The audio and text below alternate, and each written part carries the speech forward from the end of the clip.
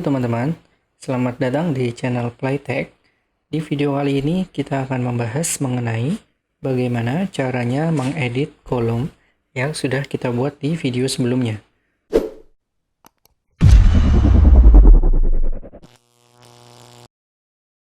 Seperti biasa, pertama-tama kita akan masuk dulu ke dalam database MySQL dengan cara mengetikkan MySQL dengan username-nya adalah root dan passwordnya kosong. Lalu di sini setelah kita masuk, kita bisa melihat database yang kita punya dengan cara mengetikkan show databases seperti ini. Dan di sini kita bisa menggunakan database latihan database di sini.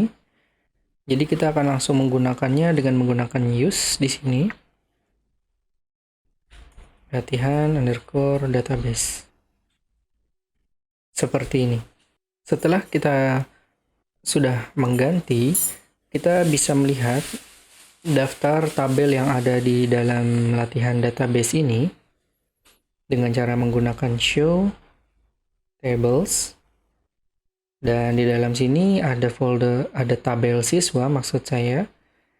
Dan kalau misalnya kita ingin melihat kolom di dalam tabel siswa ini, kita bisa menggunakan perintah describe siswa seperti ini. Nah, maka di sini kita akan ditunjukkan dengan kolom yang ada di dalam tabel siswa, yaitu ada kolom ID dengan tipenya integer, di mana nilai 11 ini didapatkan dari nilai default. Ketika kita membuat kolom dengan tipe data integer, kita tidak perlu mengisikan panjang datanya, maka secara default nilai atau panjang datanya akan dibuat menjadi 11. Lalu di sini kita masih dengan nolnya adalah yes, dan yang lainnya ada key, default, dan ada extra. Nanti kita juga akan bahas materi tentang bagian ini di video ini. Sebelumnya, saya akan menjelaskan dulu bagaimana caranya untuk menambahkan kolom baru di dalam tabel siswa ini. Jadi semisal ketika kita sudah membuat tabel di sini dan kita ingin menambahkan satu kolom baru, kita bisa menggunakan alter di sini. Alter tabel siswa. Lalu kita akan tambahkan dengan add kolom. Semisal di sini kita akan tambahkan dengan gender ya, atau jenis kelamin. Ups, mohon maaf, di sini saya ada yang kurang. Jadi setelah gender, kita juga perlu memberikan tipe datanya seperti biasa.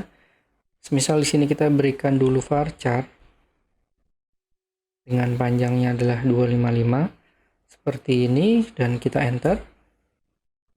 Maka statusnya adalah query OK sekarang. Lalu kita akan coba lihat lagi apakah tabel kita sudah benar-benar ditambahkan dengan kolom gender dengan mengetikkan describe table siswa lagi. Sorry, bukan table siswa tapi describe siswa. Maka di sini sudah ada kolom baru dengan nama gender. Lalu seperti biasa, kita juga bisa menghapus kolom yang sudah ada di dalam tabel dengan cara mengetikkan drop. Jadi untuk menghapus kolom kita menggunakan alter tabel siswa, drop kolom, gender, seperti ini semisal. Kita tekan enter, maka hasilnya query OK, dan kalau kita tuliskan describe siswa, maka kolom gender sudah dihapus. Selanjutnya, di sini kita punya bagian property null, yang artinya adalah apakah kolom yang kita buat ini boleh bernilai kosong atau tidak. Dan secara default, kalau kita tidak statement ketika kita membuat tabelnya atau membuatkan kolomnya, maka secara default dia akan bernilai yes, artinya kolom ini boleh kosong. Dan juga di sini ada bagian property key, key ini adalah properti yang digunakan sebagai identitas row atau identitas record. Jadi semisal kita punya banyak data, semisal kita punya 1000 data yang similar dengan nilai namanya sama, usianya misalnya sama, dan alamatnya juga sama, maka dari 1000 data tersebut harus ada satu kolom yang membedakan antara satu row dengan row yang lain. Dan disinilah yang disebut dengan primary key.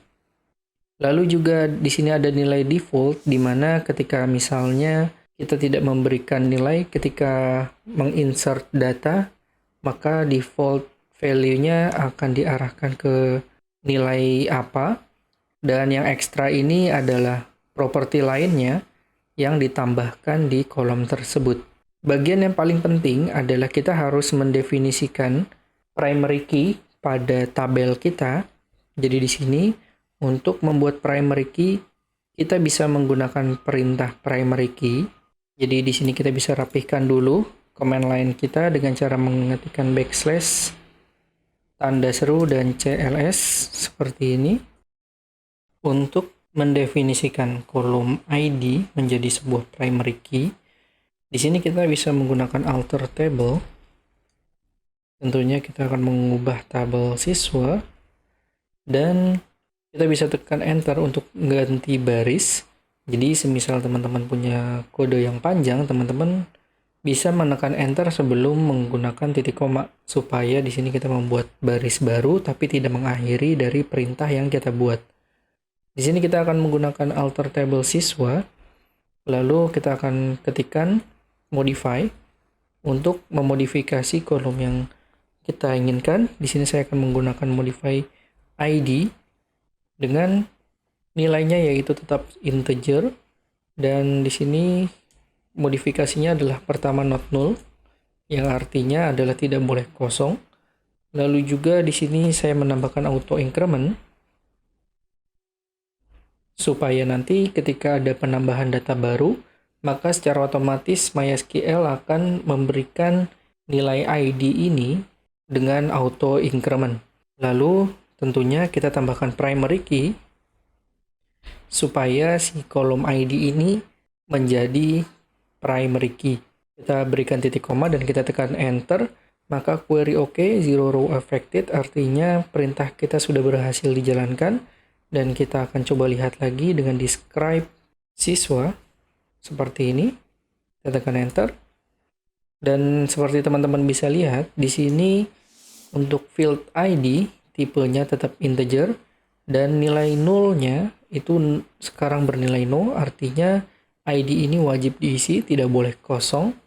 Dan di bagian key-nya kita sudah menjadikan si ID ini sebagai primary key, dan di bagian ekstra kita menambahkan sifat dari kolom ini adalah auto increment.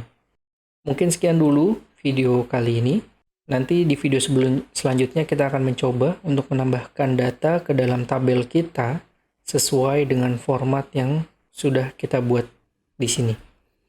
Sampai jumpa di video berikutnya.